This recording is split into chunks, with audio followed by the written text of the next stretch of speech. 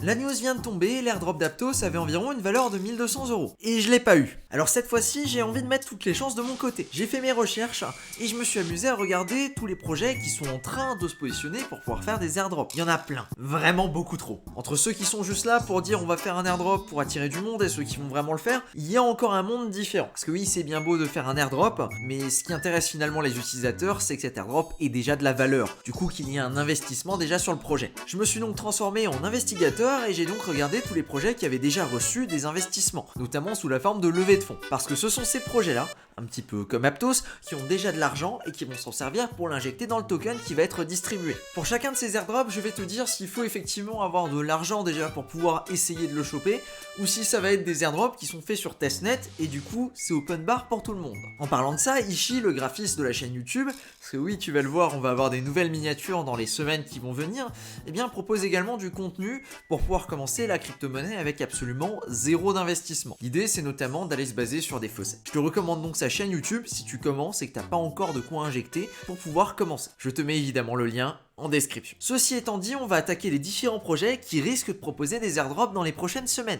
ou les prochains mois. Quand on parle d'Aptos, Sui n'est jamais très loin. Pour des raisons assez évidentes, parce qu'en fait Sui et Aptos ils sont créés par des fondateurs ou alors en tout cas par des personnes qui étaient dans le projet Diem de Facebook. Alors ça te dit peut-être pas grand chose, mais en 2017-2018, il y avait Facebook qui voulait créer sa propre crypto-monnaie et il s'est pris un gros stop de plein de monde parce que ça aurait rendu Facebook un petit peu trop puissant. Pour te résumer, Sui c'est donc une L1 qui utilise à peu près le même pitch de vente que ce qui a pu se faire sur Aptos. C'est la meilleure, elle est ultra rapide, elle permet de faire des transactions et c'est pour les vrais gens, c'est pas pour les entreprises. En gros, c'est trop bien, investissez dedans. Bon, tu me connais, moi ce genre de discours, ça m'en touche une, mais l'autre elle bouge pas quoi. Parce que tout le monde dit la même chose et au final, ce qui compte, c'est ce qu'on arrive à voir. Et on s'est rendu compte que Aptos ne vivait pas du tout au niveau des claims qu'ils ont pu faire derrière. Bref, pour Sui, c'est pareil, ce sera très probablement une blockchain sur laquelle on ira choper l'airdrop, mais pas plus que ça. Alors on sait très bien qu'il y aura un airdrop pour Sui. Il y a pas mal de monde qui ont commencé à investiguer le testnet, faire des transactions, tout ça, et on s'est rendu compte finalement, suite à une annonce de Sui justement, que l'airdrop en fait n'est pas encore disponible. C'est écrit noir sur blanc, ça a été posté il y a 3 jours.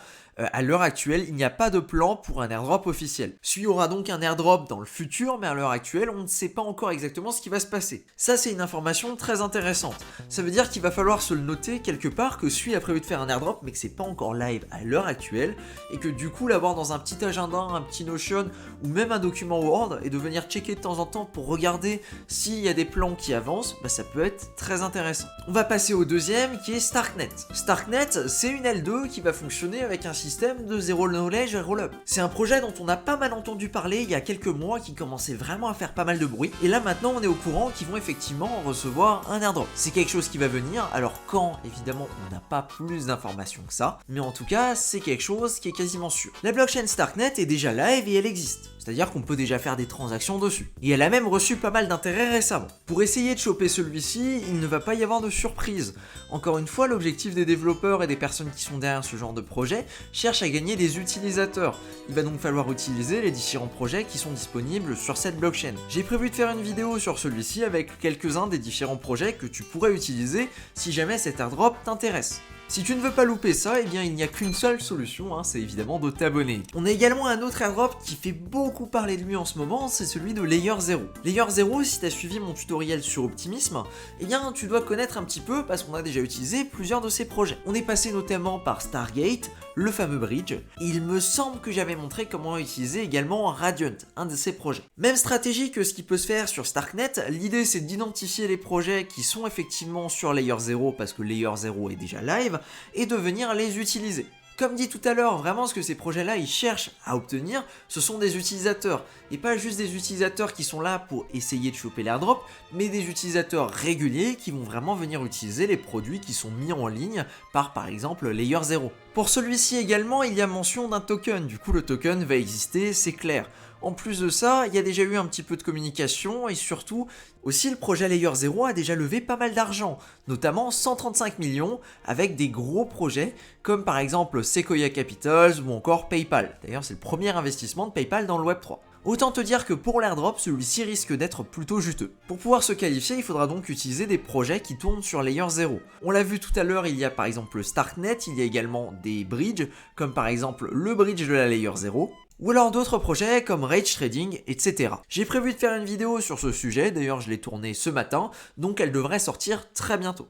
Continuons notre liste avec ZK-Sync. ZK-Sync qui est également une L2, et qui elle cherche vraiment à résoudre le problème de scalabilité d'Ethereum. Comme pour beaucoup de ces pages qui sont un petit peu des pages de vente finalement, l'idée c'est vraiment de mettre en avant ce qu'on arrive à faire, ce qui peut se faire. Ils expliquent donc que leur solution c'est la meilleure, etc. Tu commences à avoir l'habitude, je veux dire on en a déjà vu plusieurs jusqu'à présent. À l'heure actuelle ils ont déjà une blockchain qui existe, qui s'appelle ZK-Sync, et ils ont également un testnet en cours avec une version 2.0 de ZK-Sync. L'idée pour choper cet airdrop là, ce sera tout simplement d'aller faire des transactions et sur la version qui est live et sur la version testnet. Comme ça, tu vas pouvoir maximiser tes chances de choper un airdrop.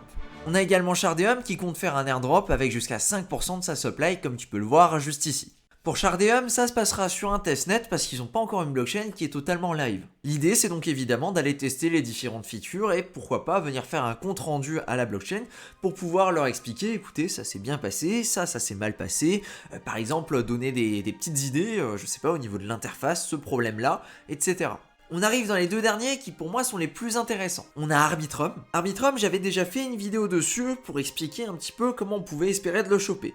Cette vidéo-là commence à dater et il s'est avéré que finalement, ce qui était dit dedans, ça a été validé que ce serait pas le cas. Il fallait passer par une application qui s'appelle guild.xyz et il fallait réaliser quelque chose pour avoir des poussières de différentes crypto-monnaies. Il s'est avéré que effectivement, ça ne servait à rien pour l'airdrop. On a également une information qu'il y a une odyssée qui est prévue, qui a déjà commencé mais qui a été stoppé et dont on attend la relance, qui est un petit peu un système similaire aux quêtes qu'on a pu voir sur Optimism. Ça c'est quelque chose qui devrait arriver très bientôt mais malheureusement on n'a pas plus d'informations à l'heure actuelle. Comme pour beaucoup de choses, quand on n'a pas d'informations, la chose la plus logique à faire c'est tout simplement d'utiliser la blockchain. Que ce soit de passer par des swaps, par des bridges ou alors par d'autres fonctionnalités, je pense notamment à GMX qui clairement est la plus grosse fierté de cette blockchain, ce genre de transactions là peuvent compter et peuvent notamment apporter des points si un jour airdrop il y a. Pour Arbitrum c'est clair qu'il y aura un airdrop, ça a déjà été annoncé. On ne connaît juste pas encore les modalités. Il y a beaucoup de spéculations sur le fait que ce sera lié à l'Odyssée, même si pour le moment l'Odyssée, elle n'a toujours pas recommencé.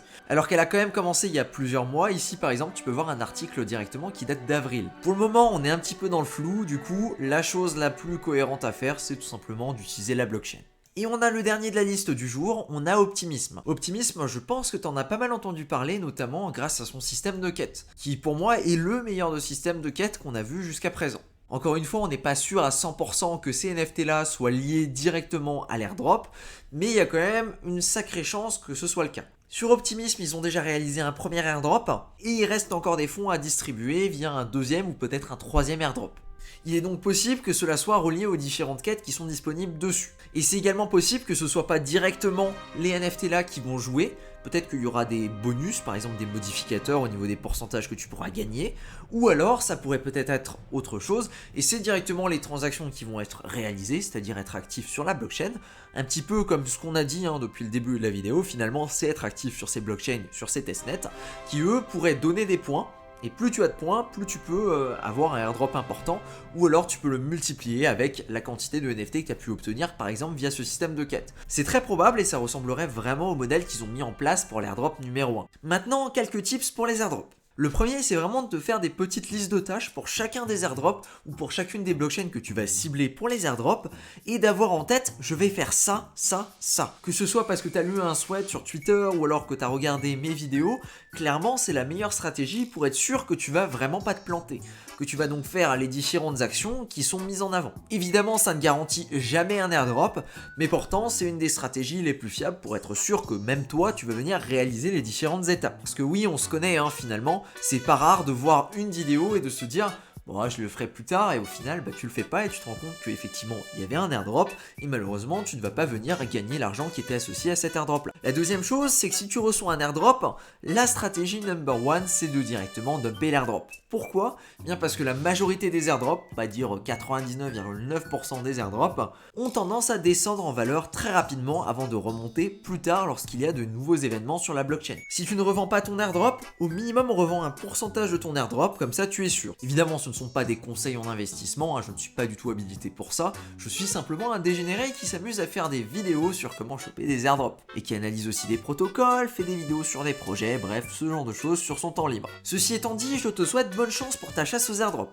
Et si tu veux un petit coup de pouce supplémentaire, j'ai réalisé 2 vidéos qui permettent quasiment de choper l'entièreté des NFT sur Optimisme. Si ça t'intéresse, ça se passe là tout de suite au milieu de l'écran, il y a un petit encart, tu cliques dessus et ça te ramène directement à la vidéo. Merci à toi de ton attention pour celle-ci et sur ce, je te dis à plus. Ciao.